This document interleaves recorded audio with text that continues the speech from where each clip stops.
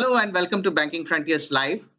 We are here with the next edition of Digital Leadership Series under Banking Frontiers in collaboration with Cisco. Friends, today I am going to introduce you to one of the very interesting leaders in the insurance space from the digital area, KV Deepu, who is the Chief Digital Officer, Head of Operations at Bajaj Allianz Insurance. Deepu, welcome to Banking Frontiers Live. Thank you, Babu. It's a pleasure to be here with you and the distinguished audience. Deepu, I have heard about all your interesting launches. One big question that comes to all the digital heads and the innovators in the market is that the business is very demanding. The business wants every innovation and products as of yesterday. Okay. On the other side, the compliance equally has a very difficult task in hand. How do you as a digital officer ensure that you cater to the needs of the business on one side, at the same time manage the compliance part of it beautifully so that you are absolutely on track? Good question. I'll again go back to accounting in Six Sigma because one thing that Six Sigma teaches you is to do all the heavy lifting right up front. So basically, there are three aspects at work here, Babu. The first thing is, you start with the customer because whatever you do ultimately has to be for the customer. It's not about, whether I like it or somebody else likes it, right? We always start with the customer and that ensures that everybody is aligned. So that's point number one. Point number two, as far as compliance is concerned, I think it's absolutely clear. That is one area where there is not even any iota of doubt in terms of any deviation, right? We absolutely comply. So it's very, very clear that, we comply with, whatever is the law of the land says. The third thing, after customer and compliance is we involve the business users right up front. See, it's very important to ensure that, the owner of the use case is bought in right up front. And I'll give you a very simple example to illustrate that. Let's say you come out with a scheme for anybody in your team and you say, in all expenses, pay trip to, let's say Singapore. Now somebody may say, I don't want to go there. I've already been there. So no, so we should not decide for the person, right? We can't say that, let me give a blockchain-driven solution, let me give an IoT-driven solution. The use case will decide the technology. So if let's say you say, fine, I would rather go to, let's say, Paris, right? So we give you, an expenses paid or expenses paid trip to Paris. So we need to figure out the use case and let the use case drive the technology. So so depending on customer focus, absolute adherence to compliance and business ownership right upfront, when we take it through, then the journey becomes, absolutely successful. And the point I made about Six Sigma is do all the heavy lifting right up front. Sometimes, we want to take the easy way out. So you'll go launch something, and at the last minute you speak to various people, they'll all throw objections, and then, it becomes a compromise or it doesn't get launched.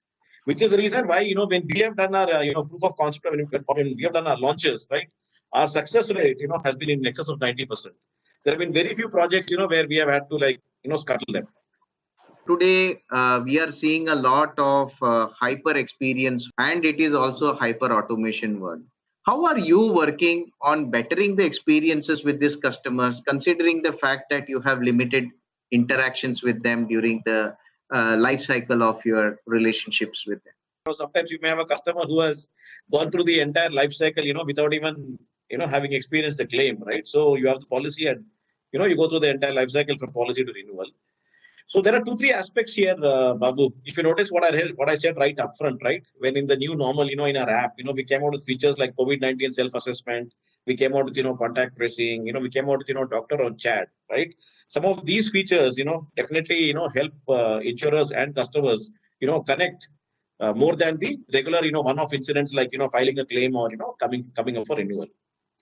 The other aspect is let's also understand how the landscape has changed. And I'll explain to you with a simple example, right? If you look at a lot of customers today, they're using wearables, right? You have a watch which monitors your heartbeat, you have other devices, which measure your steps, so on and so forth. Now, what happens is you take a policy for illness because obviously, you take a policy to insure against, falling ill. Now, the moment you get into wearables and monitoring, then the subtle shift happens from illness to wellness, right? And for example, one of the products that we launched was in the health space, where we basically said, that if you take care of yourself, from a health perspective, right, then, you get rewarded, you get incentivized, right? Now, that way, what happens is there is greater traction between the insurance company and the customer. And then, the moment you move from illness to wellness, right, then, the interactions, tend to happen. So I think that is what, we need to focus on because It's about if the insurance company's interactions are limited to only the time that you need them, right? Then obviously it's going to be limited. But if it goes beyond this, principally speaking, then the interactions increase. And I'll just maybe explain to you with an example. Years ago when I got married, right, I forgot to invite my doctor. And then I went to him, and then well, after we got married, when my wife fell ill, I took her to him. And he said, "No, I didn't know you got married." And I said, "Yeah, that's because I only think of you when I'm not feeling well, right? I don't think of it during normal times." So that learning has stayed with me. So I guess that's the point to keep in mind. Now it is a rapid fire with Deepu. So I would like to know a little bit more, focusing from your future lens. What is it that you see the future of insurance business and the relevance of technology in this? So Babu, three things to my mind.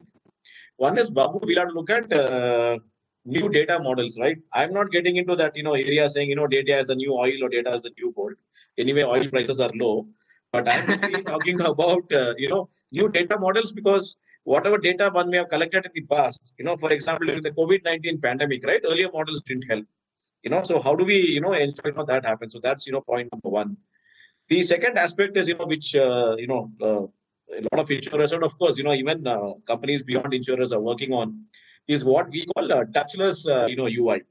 Because today people are very wary of touch, right? A classic example is when you go to the elevator, right? You'll find somebody carrying a bag and he's trying to press the elevator button with his elbow, or a sharp object, right? And it sometimes ends up in some funny situations, right? Where he is not trying to press the elevator button with his hand, but maybe he's carrying some potatoes. The potato falls, then anyway he has to use his hand. So some funny incidents I've seen in elevators. But that apart, it's about touchless UI. So for example, when people come to our branches, right, we get them to scan QR codes, because nobody is into handshakes and paperwork and and the entire rigmarole which is associated with that. So the whole idea of touchless UI UX is going to pick up, and in that sense we were pioneers. We were amongst the first ones to integrate with Alexa and Google Assistant when they were launched in India. So you can use voice, right? It's completely touchless. So I see that as a significant area of customer interaction. The third is Babu, in terms of recalibrating people's skill sets to a contactless world. You see, today, even if there is no lockdown, but you're not able to travel, right? Earlier relationships used to be built, right? You go and have a meal with somebody, you go and have a drink with someone, and then you build a relationship, and then you conduct sales.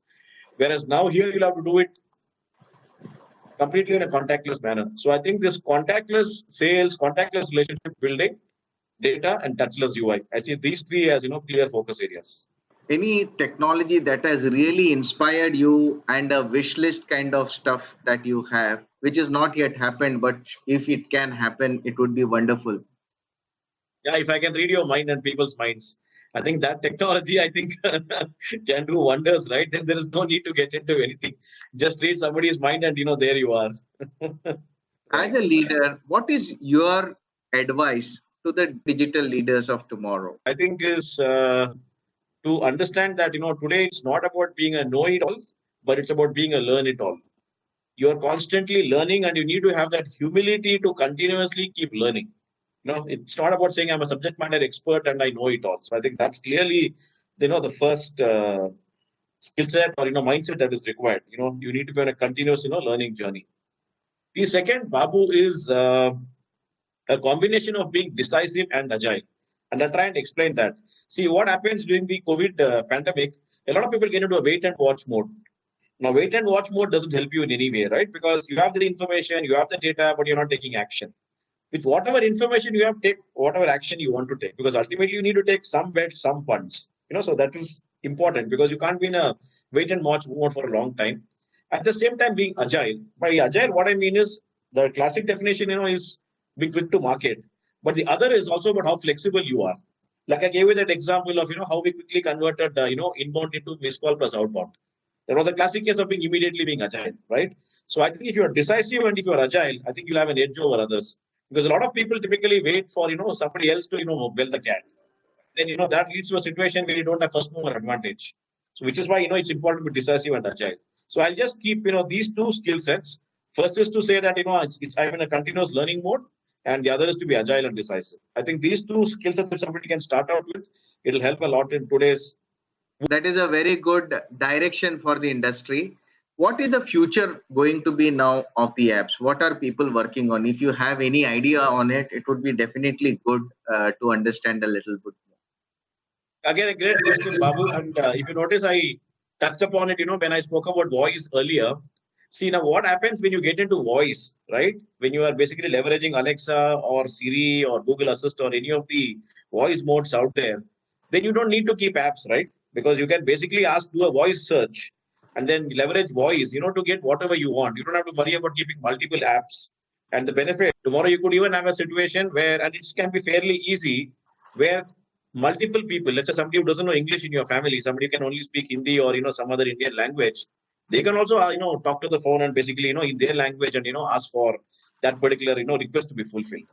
So I think the future will be there, in terms of voice. That's why I said we were pioneers right up front when we integrated with Alexa and Google Assistant when they launched in India. So I think the moment you get into voice, it just ensures that this entire all the friction that is there today can be minimized or eliminated. I'd like to thank you personally on behalf of Banking Frontiers and Banking Frontiers Live, Deepu, for being the digital leader and feature you as the digital leader from the insurance perspective in this program.